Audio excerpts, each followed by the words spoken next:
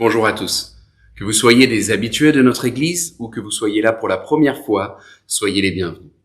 Ma prière pour notre culte de ce jour, c'est qu'ensemble nous progressions dans la grâce et dans la connaissance de notre Seigneur et Sauveur, Jésus-Christ.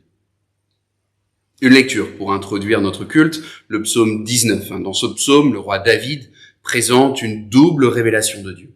Tout d'abord, la révélation de Dieu faite par la nature, la création. La beauté de la nature rend gloire à la beauté du Créateur. En ce début de printemps, nous sommes aux premières loges pour voir la beauté de la création. Et ensuite, David regarde à la révélation faite par la loi donnée par Dieu. La perfection de la loi de Dieu reflète la perfection de Dieu. C'est Bi qui fera pour nous la lecture de ce psaume 19. Je lui laisse maintenant la parole. Je vais lire le psaume 19. Au chef de chœur, cantique de David. Tous les cieux proclament combien Dieu est glorieux. L'étendue céleste publie l'œuvre de ses mains. Un jour on en forme un autre, une nuit à l'autre nuit on transmet la connaissance. Ce ne sont pas des paroles, ce ne sont pas des discours, ni des voix qu'on peut entendre. Cependant, leur voix parvient à toute la terre et leur accent aux confins du monde. Là Dieu a dressé pour le soleil une tente, comme un jeune époux sortant de sa chambre, comme un guerrier qui s'avance, le soleil s'élance, joyeux de prendre sa course. D'une extrémité du ciel, il surgit, et son parcours se prolonge jusqu'à l'autre extrémité. Il n'est rien qui se dérobe à l'ardeur de ses rayons. La loi de l'Éternel est parfaite, elle nous redonne la vie. L'acte de l'alliance de l'Éternel est digne de confiance, et aux gens inexpérimentés elle donne la sagesse. Les décrets de l'Éternel sont justes et font la joie du cœur. Les commandements de l'Éternel sont limpides, et ils donnent du discernement. La crainte de l'Éternel est pure, elle subsiste à jamais. Les règles de droit édictées par l'Éternel sont justes toutes ensemble. Elles sont plus désirables que de l'or, que beaucoup d'or pur, et plus savoureuses que le miel, le plus doux coulant des ruches. Ton serviteur, l'Éternel, en tire instruction. À leur obéir, on recueille un grand profit. Qui peut discerner tous ces faux pas? Pardonne-moi les péchés dont je n'ai pas conscience. Garde aussi ton serviteur des pensées d'orgueil, qu'elle n'ait sur moi pas la bonne emprise. Alors je serai intègre, innocent de grandes fautes. Veuille agréer mes paroles et la méditation de mon cœur. Ô Éternel, mon rocher, mon libérateur.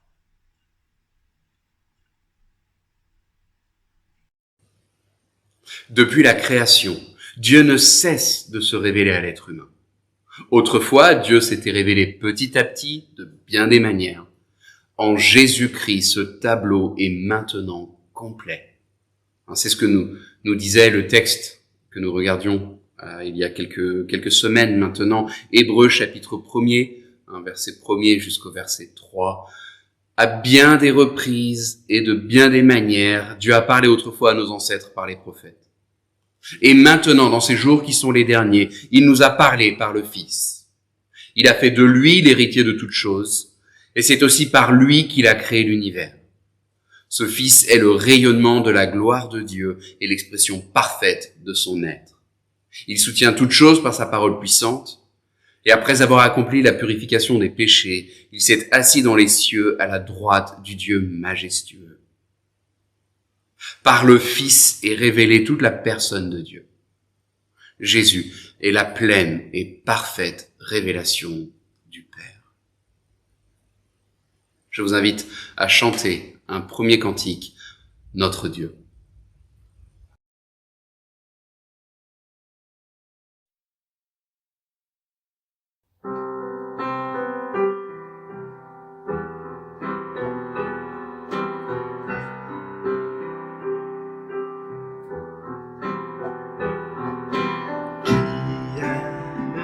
Mesurer les océans, qui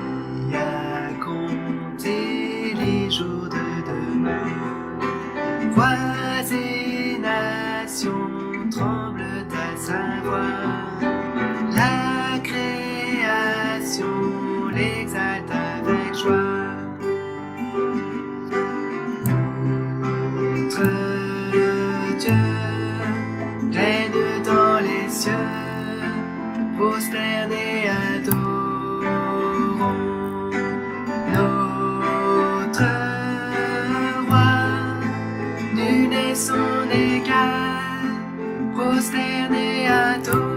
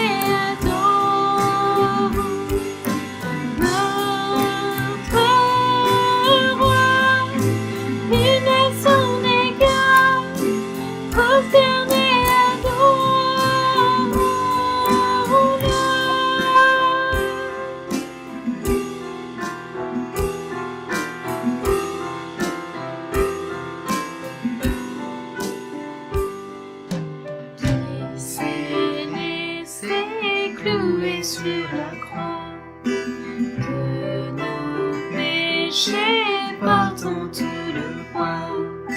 Dieu éternel se donne humblement. Jésus élevé pour tous les temps. Notre Dieu règne dans les cieux, prosternés adorons notre roi, nul n'est son égal, prosternés adorons-le.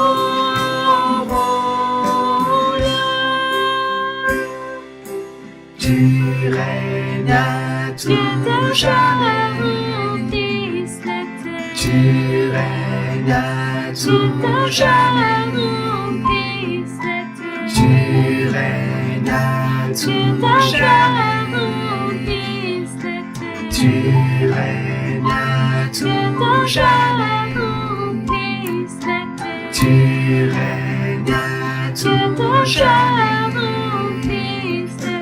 Tu règnes à tout jamais. Notre Dieu règne dans les cieux, prosternés adorons notre roi, nul n'est son égal, prosternés adorons-le.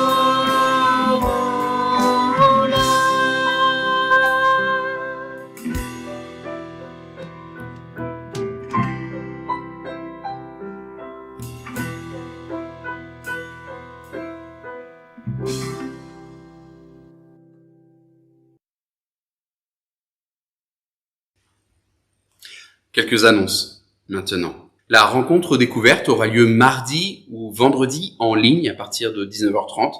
Cette rencontre s'adresse à celles et ceux qui souhaiteraient découvrir, redécouvrir la foi chrétienne. Si vous souhaitez savoir comment faire pour participer à cette rencontre, vous pouvez nous envoyer un message sur le formulaire contact du site web. L'étude biblique sur le psaume 13 sera mise en ligne, non pas jeudi soir, mais vendredi soir, puisque ce psaume est à propos pour le vendredi saint. Donc vendredi, l'étude biblique sur le psaume 13. Dimanche prochain, ce sera le dimanche de Pâques. Nous aurons pour la possibilité pour certains de nous réunir en présentiel pour célébrer notre Dieu. Et je rappelle que l'inscription est nécessaire. Nos horaires de culte sur place n'ont pas changé pour ceux du matin. Il s'agit de 9h, 11h. Mais le troisième culte, lui, a été reculé d'une demi-heure et il aura lieu à 16h. Donc 9h, 11h ou 16h pour les cultes en présentiel et à 10h15 pour notre culte en ligne.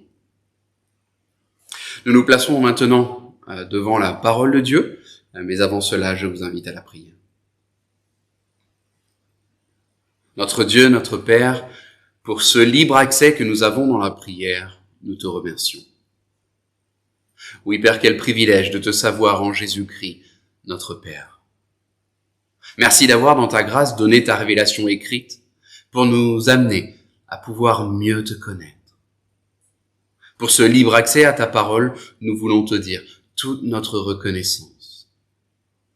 Dans ce monde si loin de toi, oh, nous avons tant besoin de venir dans ta présence. Nous avons besoin de venir puiser notre sagesse dans la seule réelle source de sagesse, ta parole. Ô Père, dispose nos cœurs pour comprendre ta parole, pour être, peut-être pour la première fois ou à nouveau, fascinés, ébahis, émerveillés par ta majesté, par ta gloire et par ce salut offert en Jésus-Christ. Oui, puisses-tu nous façonner à l'image de ton Fils, Jésus-Christ, notre Seigneur et Sauveur. Que lors de cette prédication, l'honneur, la louange et la gloire te reviennent à toi et à toi seul. Amen. C'est Marie qui nous fera la lecture du passage étudié et ensuite Paul prêchera sur ce même texte.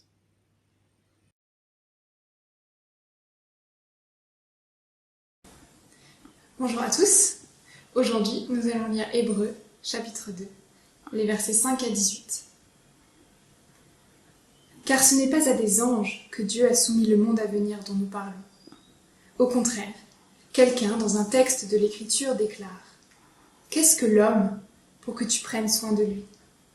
Qu'est-ce qu'un être humain pour que tu t'intéresses à lui ?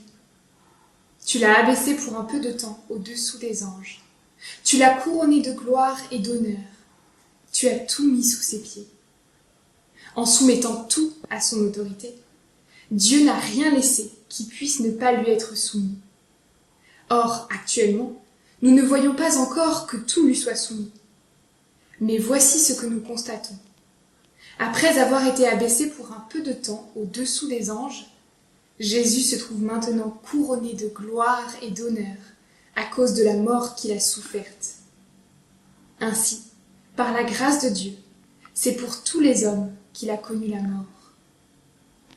En effet, Dieu, qui a créé tout ce qui existe et pour qui sont toutes choses, voulait conduire beaucoup de fils à participer à la gloire. Il lui convenait pour cela d'élever à la perfection par ses souffrances celui qui devait leur ouvrir le chemin du salut. Car Jésus, qui purifie les hommes de leurs péchés, et ceux qui sont ainsi purifiés, partagent la même humanité. C'est pourquoi il n'a pas honte de les appeler ses frères et sœurs lorsqu'il dit : « Je proclamerai à mes frères quel Dieu tu es. Je te louerai dans l'assemblée. » Il dit aussi : « Pour moi, je mettrai toute ma confiance en Dieu. » Et encore : « Me voici avec les disciples que Dieu m'a donnés. » Ainsi donc, puisque ses disciples sont des êtres de chair et de sang, lui aussi, de la même façon, a partagé leurs conditions. Il l'a fait pour réduire à l'impuissance par la mort celui qui détenait le pouvoir de la mort, c'est-à-dire le diable, et pour délivrer tous ceux qui étaient réduits à l'esclavage leur vie durant par la peur de la mort. Car ce n'est évidemment pas pour porter secours à des anges qu'il est venu. Non, c'est à la descendance d'Abraham qu'il vient en aide. Voilà pourquoi il devait être rendu à tous égards semblable à ses frères, afin de devenir un grand prêtre, plein de compassion et fidèle dans le domaine des relations de l'homme avec Dieu, en vue d'expier les péchés de son peuple. Car, puisqu'il a lui-même été éprouvé dans ce qu'il a souffert, il peut secourir ceux qui sont éprouvés.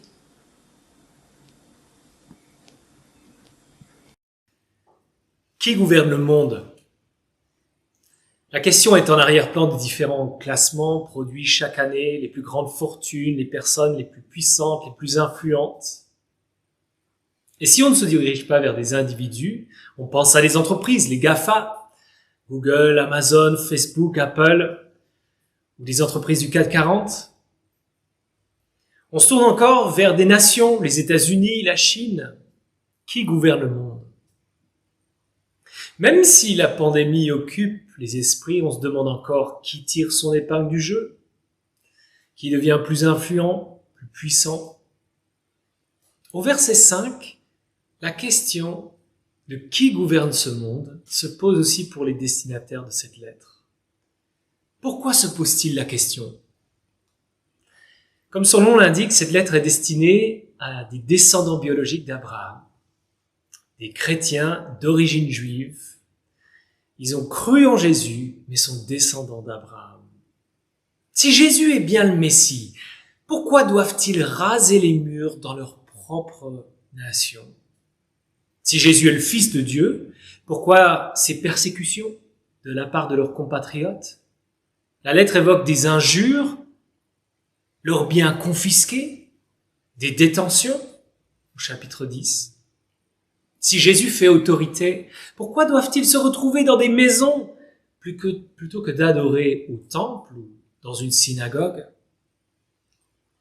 La tentation est grande de revenir à des convictions majoritaires, à leurs pratiques d'autrefois, pour ne plus être marginalisés.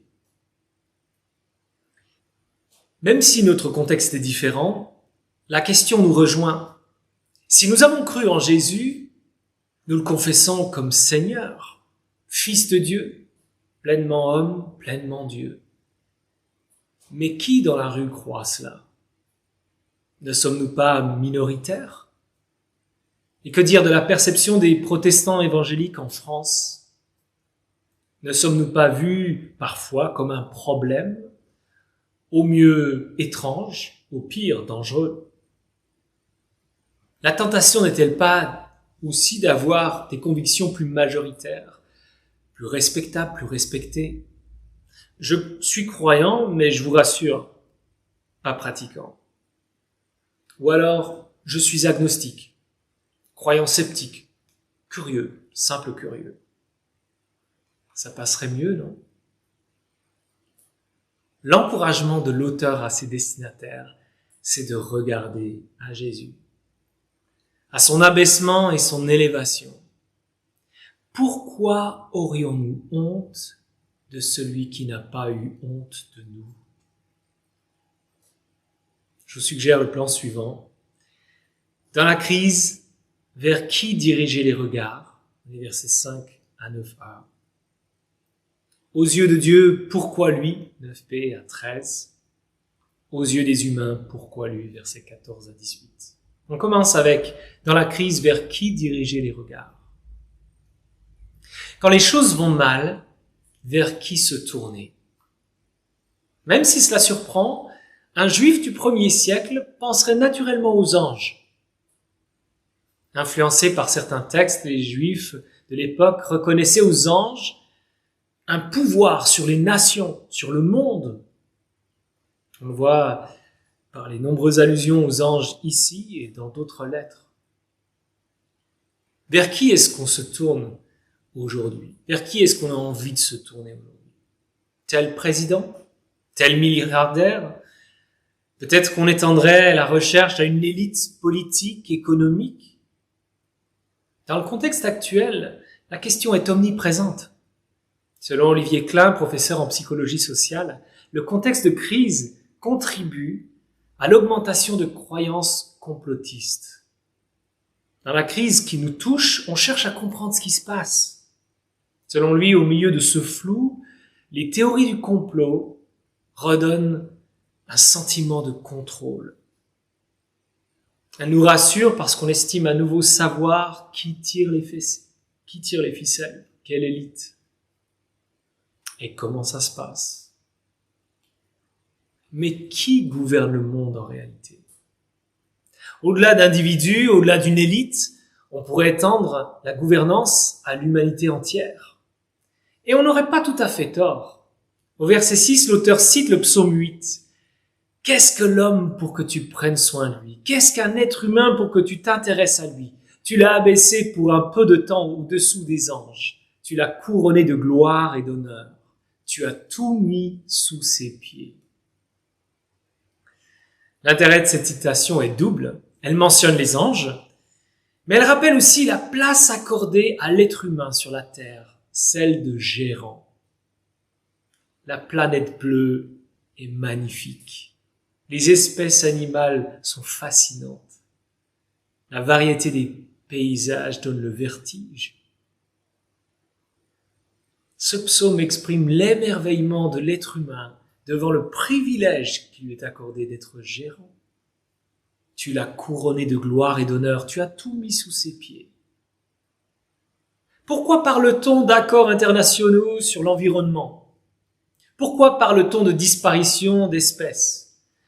Pourquoi la COP 21 a-t-elle été organisée ici à Paris? Les humains sont conscients d'être gérants de la Terre. Mais s'ils proposent des solutions, c'est aussi parce qu'ils représentent un problème. Que ce soit par la déforestation, la pollution, la destruction, est-ce que l'être humain est bon gestionnaire? Sans parler de la manière dont les humains se traitent les uns les autres, génocide, guerre, esclavage. D'un point de vue éthique, la copie est à revoir. Et d'un point de vue scientifique, est-ce que les humains maîtrisent le sujet? Si on est tenté de dire oui, là encore, il faut répondre non. Il suffit d'un minuscule virus et toute l'humanité est chamboulée. L'auteur a raison lorsqu'il affirme que nous ne voyons pas encore que tout lui soit soumis. Ni les présidents, ni les élites, ni l'humanité en général est véritablement maître de ce monde. Si nous ne voyons pas que tout lui soit soumis, alors où faut-il regarder? Sur qui faut-il fixer les regards? Au verset 9, l'auteur dirige notre regard vers un homme en particulier. Après avoir été abaissé pour un peu de temps au-dessous des anges, Jésus se trouve maintenant couronné de gloire et d'honneur. C'est à Jésus qu'il faut regarder. C'est sur lui qu'il faut porter les regards. Au chapitre 1, si l'auteur a établi la nature divine du Fils de Dieu, supérieur aux anges, il affirme ici que le Fils s'est abaissé, qu'il s'est fait homme. S'il s'est abaissé, s'il a connu la mort, il a ensuite été couronné de gloire et d'honneur. Au verset 5, il règne sur le monde à venir. Le même mot en grec se trouvait déjà au chapitre 1, verset 6. Dans les deux contextes, il est question de couronnement, d'intronisation. Dans les deux contextes, ce monde représente le lieu céleste où Jésus règne depuis sa résurrection. Si cette réalité doit encore être manifestée, c'est bien lui qui règne.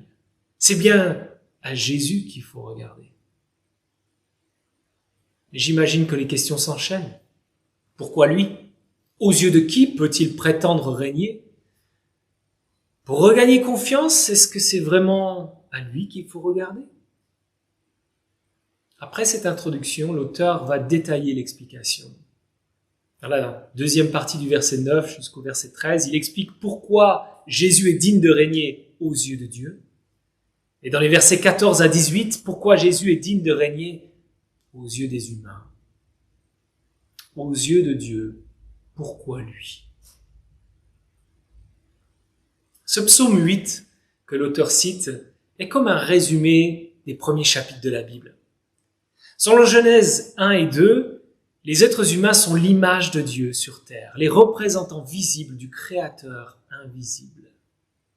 L'être humain tient la place de gérant sur la terre. Dans une saine relation à Dieu et aux autres, il doit en prendre soin. Mais en Genèse 3, le projet semble tourner au fiasco.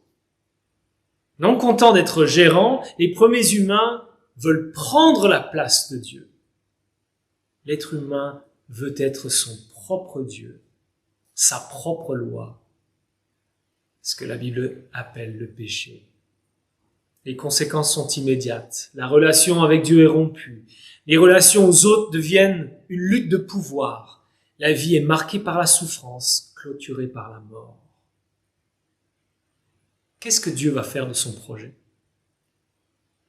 Plutôt que de jeter l'éponge, l'auteur affirme ici que Dieu a voulu faire grâce aux humains. Verset 10. En effet, Dieu, qui a créé tout ce qui existe et pour qui toute chose existe, voulait conduire beaucoup de fils à participer à la gloire. Dieu, l'auteur de l'existence, a voulu restaurer les humains dans leur destinée originelle. Mais comment l'a-t-il fait? Que faudra-t-il pour que les humains soient sauvés de leur banqueroute? Que faudra-t-il pour qu'ils soient enfin de bons gérants avec la gloire qui s'y attache? Il va falloir un pionnier, quelqu'un qui ouvre la voie, verset 10. On utilise l'expression « l'homme a marché sur la lune ». Mais qui a littéralement marché sur la lune? Pour que ce soit vrai, il a fallu un pionnier. En posant le premier pas sur la lune, Neil Armstrong a dit cette phrase mémorable « C'est un petit pas pour l'homme, mais un grand pas pour l'humanité ». C'est en tant que représentant d'un pays, mais aussi de l'humanité, qu'il a dit cela. Il a fallu un pionnier pour ouvrir la voie. Et sans aller sur la lune, c'est ce qu'on retrouve dans tous les objectifs. Si vous êtes amateur d'art, vous cherchez des artistes qui ont ouvert de nouvelles voies. Si vous êtes amateur de gastronomie, vous cherchez des chefs qui sont créatifs avec les saveurs. Si vous êtes fan du PSG, vous attendez l'entraîneur qui va mener l'équipe vers le premier titre en Champions League. Et je dis ça juste avant les matchs contre le Bayern Munich, tenant du titre. Champion, pionnier, meneur, celui qui ouvre la voie, c'est ce que Dieu a désigné pour atteindre son objectif. Mais de quel genre de pionnier avons-nous besoin? Quand il s'agit de purifier des pécheurs comme nous, de qui avons-nous besoin? Versets 10 et 11. De quelqu'un d'endurant dans la souffrance, quelqu'un de consacré, d'où la mention de perfection, quelqu'un qui va purifier les humains de leurs péchés, quelqu'un qui partage notre humanité. L'auteur résume le choix de Jésus au verset 11. Il n'a pas honte de les appeler ses frères et sœurs. Est-ce que vous vous souvenez de moments où vous avez eu honte d'être aux côtés de quelqu'un? Ça commence très tôt, dans l'enfance, quand on se retrouve en classe ou au sport avec un élève mal vu. Ça se poursuit à l'adolescence, quand on a honte d'être vu avec ses parents. Une fois jeune, on n'a pas envie d'être avec quelqu'un de chelou. Et plus tard encore, on peut ressentir une honte en présence d'une personne marginale. Pourquoi la honte? Parce qu'on estime que l'écart entre la personne et nous est trop important. Mais s'il y a bien une personne qui aurait pu avoir honte de nous, c'est Jésus. Et pourtant, le Fils de Dieu, le Fils parfait, sans péché, n'a pas eu honte de nous. Mieux encore, il fait de nous ses frères et sœurs. L'écart est gigantesque, mais il s'est abaissé. Il n'a pas eu honte de nous accueillir dans sa famille.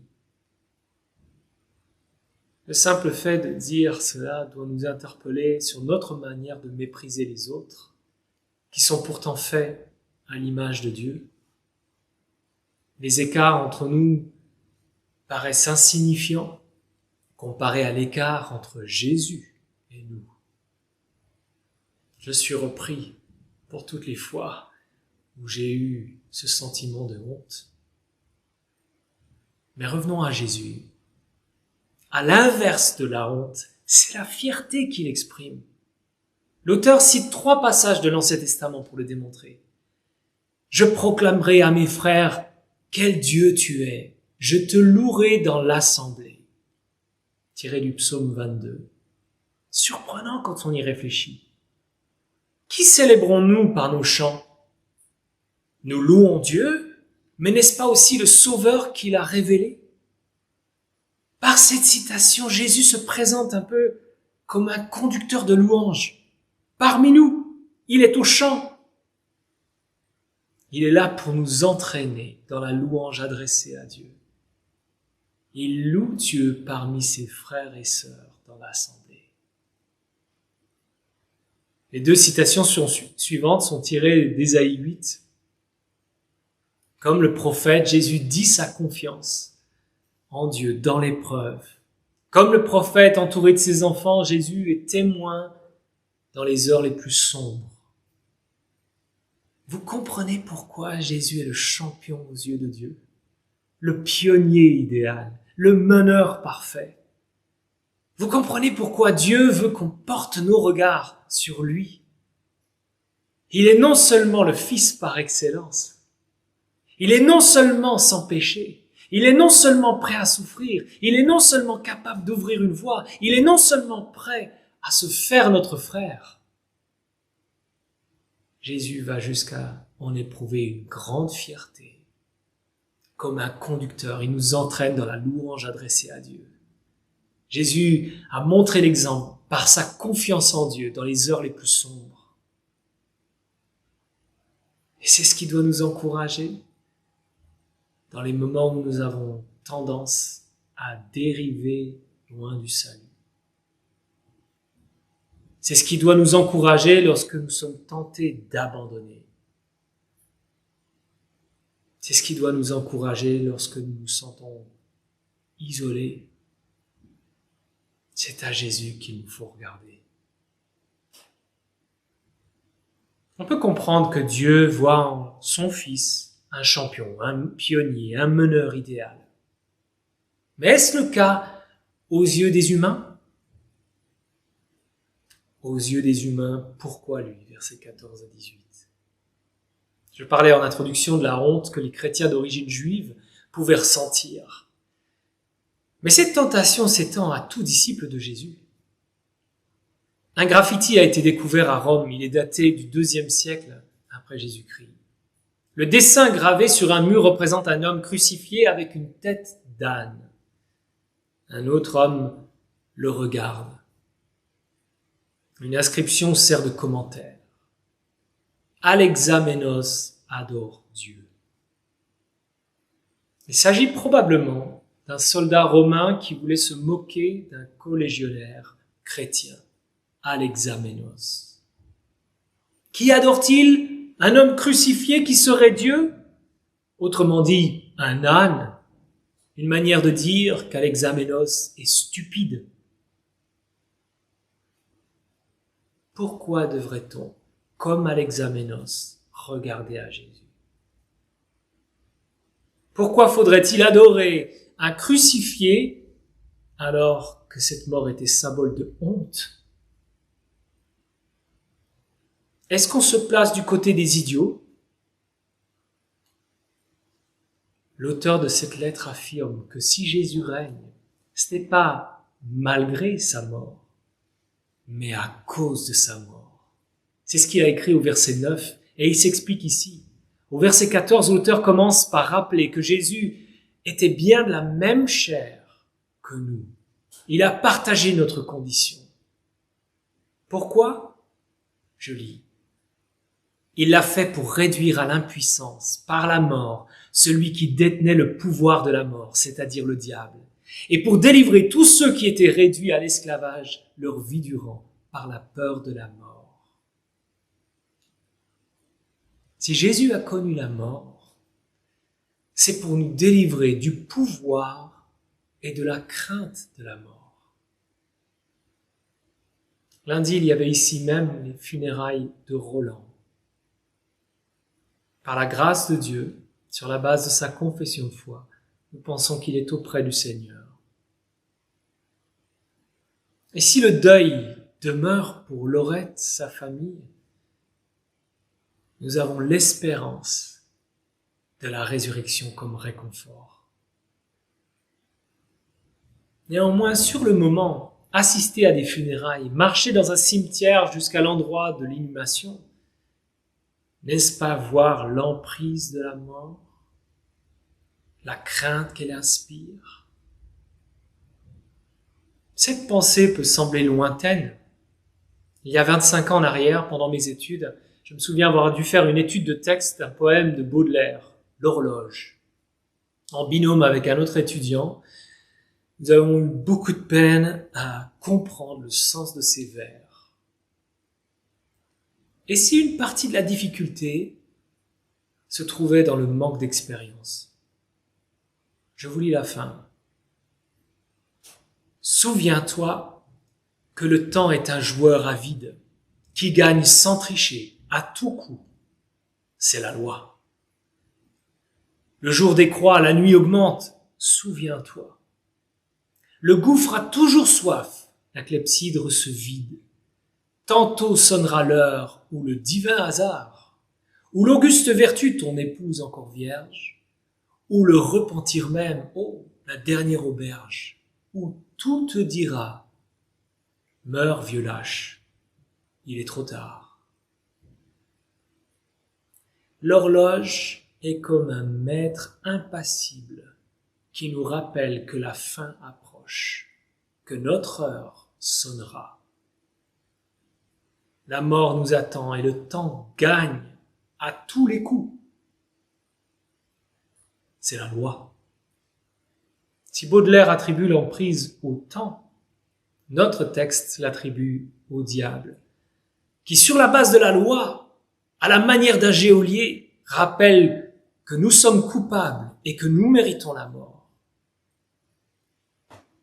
Que faut-il pour être délivré de cette loi écrasante? Il faut un pionnier, un champion. Quelqu'un qui entre dans la cellule et ouvre la porte pour nous faire sortir. Par sa mort, Jésus va vaincre son pouvoir de l'intérieur. Il prend la sanction pour les péchés à la place de ses frères et sœurs pour ressusciter ensuite. C'est parce qu'il est fait de la même chair que nous qu'il peut nous en délivrer.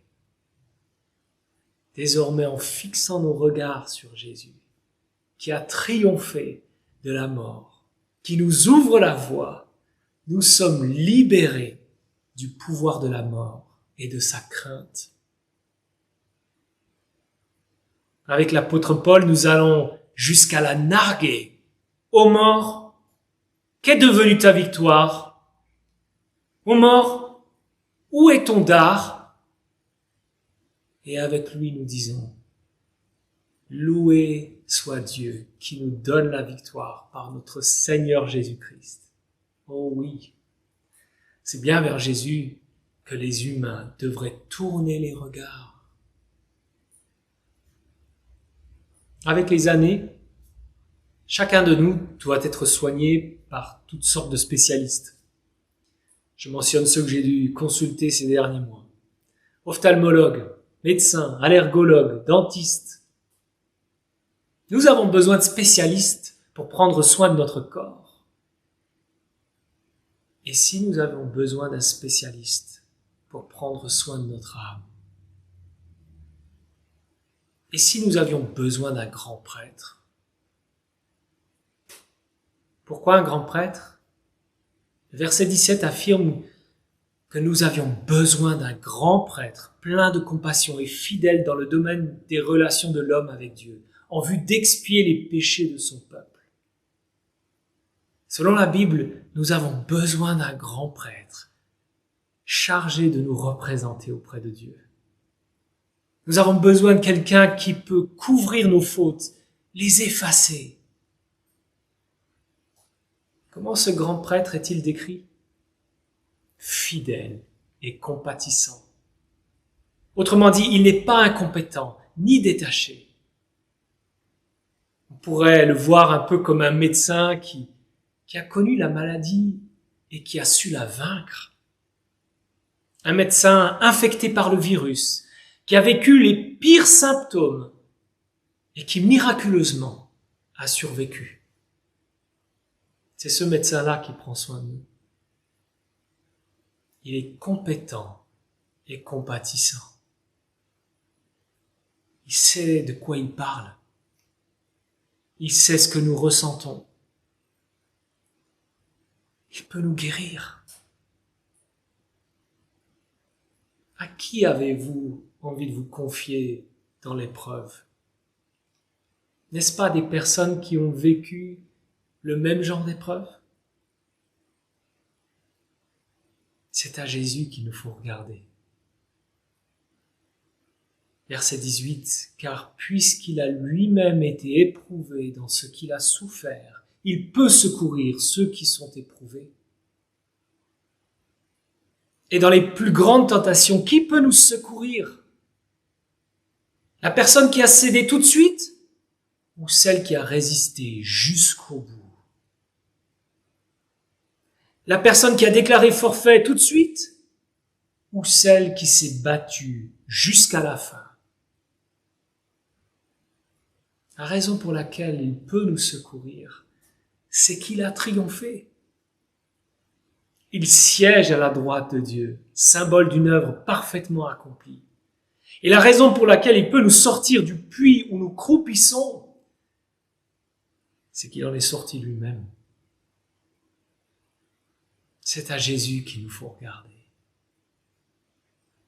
Pourquoi aurions-nous honte de lui alors qu'il n'a pas eu honte de nous? Il s'est fait notre frère, notre champion, notre pionnier, notre conducteur, notre grand prêtre. Je vous invite à la prière. Notre Père, oui, c'est bien vers Jésus que nous voulons diriger nos regards. Nous voulons reconnaître en lui celui que tu as choisi, celui qui est ton Messie, ton roi, celui qui règne et qui est digne de régner. À cause de la mort qu'il a vécue à notre place, dans son abaissement, il est digne de régner. Et nous te remercions, Père, d'avoir en lui un frère, un grand prêtre, proche de nous, qui connaît parfaitement nos situations, notre quotidien, et qui est pleinement à même de nous secourir, parce qu'il a vécu tout cela de l'intérieur. Nous te prions de nous accorder la grâce, la joie, de tourner nos regards vers lui en tout temps. Et nous te le prions en son nom. Amen. En réponse à ce que nous venons d'entendre, je vous propose de chanter « En toi, je sais qui je suis ».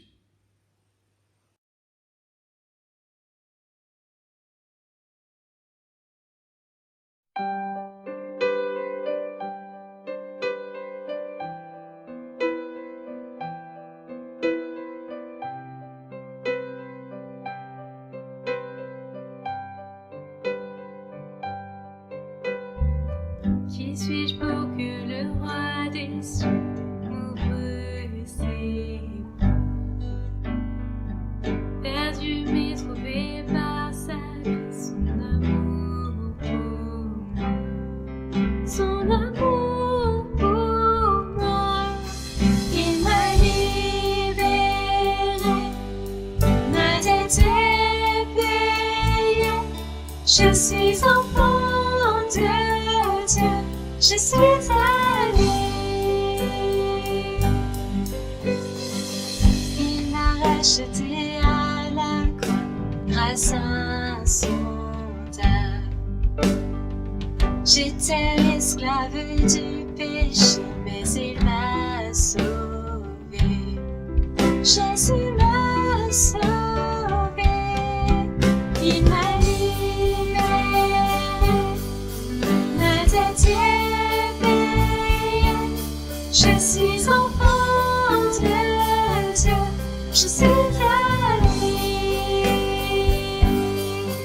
Et dans sa maison, j'ai trouvé ma place. Je suis enfant de Dieu. Je suis à lui. Je suis choisi et affranchi. En toi, je sais qui je suis. Tu es pour moi, pas contre moi. En toi, je sais qui je suis. Je suis choisi et affranchi. En toi, je sais qui je suis. Tu es pour moi, pas contre moi. En toi, je sais qui je suis. En toi, je sais qui je suis. Il m'a libéré. La dette est payée. Je suis enfant de Dieu. Je suis à lui. Et dans sa maison, j'ai trouvé ma place. Je suis enfant de Dieu. Je suis à lui. Et dans sa maison, j'ai trouvé ma place. Je suis enfant de Dieu. Je suis à lui.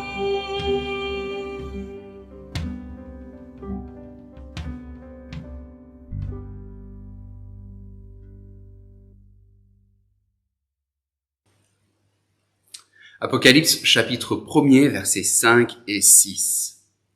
Jésus-Christ nous aime. Il nous a délivrés de nos péchés par son sacrifice. Il a fait de nous un peuple de rois, des prêtres au service de Dieu son Père. À lui donc soit la gloire et le pouvoir pour l'éternité. Amen. Bonne semaine à chacun.